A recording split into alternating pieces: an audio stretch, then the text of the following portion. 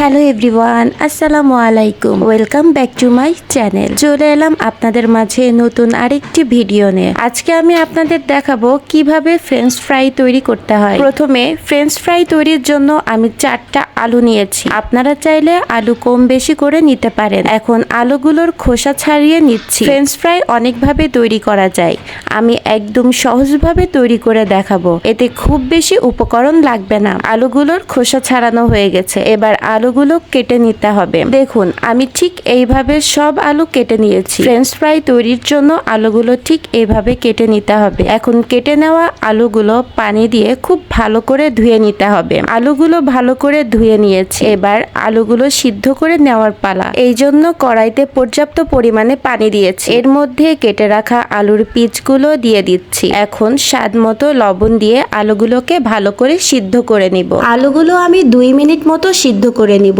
এর বেশি সময় রাখবো না। এই দেখুন, আমার আলুগুলো কিন্তু প্রায় সিদ্ধ হয়ে এসেছে। সিদ্ধ হয়ে যাওয়া আলুগুলো এবার আমি উঠিয়ে নিচ্ছি। আপনারা কিন্তু 2 মিনিটের বেশি সময় ধরে আলু সিদ্ধ করবেন না, জাস্ট ঘড়ি ধরে 2 মিনিট মতো আলুগুলো ভালো করে সিদ্ধ করে নেবেন। অতিরিক্ত সিদ্ধ করলে কিন্তু আলুগুলো ভেঙে যাবে। এই দেখুন, আমার আলুগুলো কিন্তু একদম পারফেক্ট ভাবে সিদ্ধ হয়েছে, যার জন্য একটা আলু কিন্তু ভেঙে যাচ্ছে না। এখন আমি আলুর উপরে কিছু শুকনা মশলা দেব। প্রথমে আমি পরিমাণ মতো শুকনা ঝালের গুঁড়া ছিটিয়ে দিচ্ছি, এরপর সামান্য পরিমাণের হলুদের গুঁড়া দিচ্ছি আর স্বাদ মতো লবণ দিয়ে দিলাম। এবারে 3টা উপকরণ দিয়ে আলুর সাথে সুন্দর করে মিক্সড করে নিব।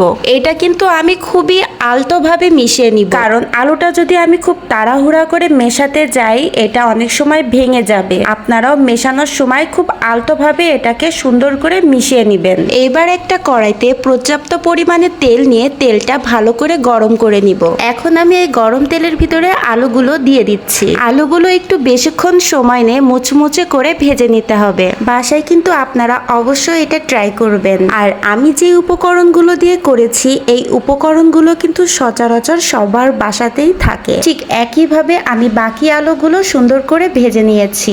এই তো আমার আলুগুলো কিন্তু সব ভাজা হয়ে গেছে। ঝটপট খুব সহজেই কিন্তু আমি বাসাতেই ফ্রেঞ্চ ফ্রাই তৈরি করে নিয়েছি আর আপনাদের সাথে শেয়ারও করলাম। তাই আপনারাও দেরি না করে ঝটপট বাসায় তৈরি করে ফেলুন আমার মতো এরকম ফ্রেঞ্চ ফ্রাই। আজকের এই ভিডিওটি কেমন লেগেছে সেটা কিন্তু অবশ্যই কমেন্টে জানাবেন, আর পরবর্তী ভিডিও দেখার জন্য অবশ্যই আমার পাশে থাকবেন। তাই সবাই ভালো থাকবেন, সুস্থ থাকবেন। আজকের মতো এখানেই বিদায় নিচ্ছি। আল্লাহ হাফেজ।